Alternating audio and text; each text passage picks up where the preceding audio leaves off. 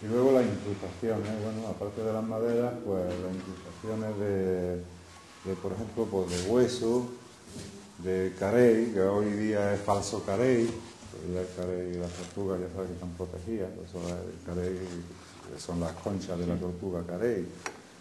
El marfil, que ya el marfil tampoco hay, también está protegido. Y lo único que nos queda pues es el hueso, el falso carey, nácar, que también es más bien falso casi todo lo que hay. Incrustaciones, pues bueno, en la mesa por ejemplo, Antonio, creo que es la estrella.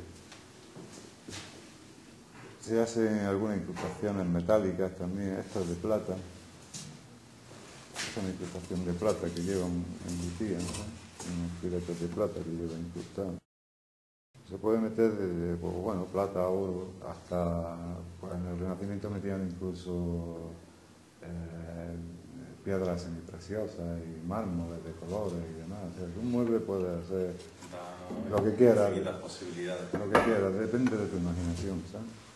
Y de las ganas de trabajar que tengas, porque claro, estas cosas, la imaginación, sí, vale, está en la cabeza, pero llevarla a la realidad es el problema, ¿no?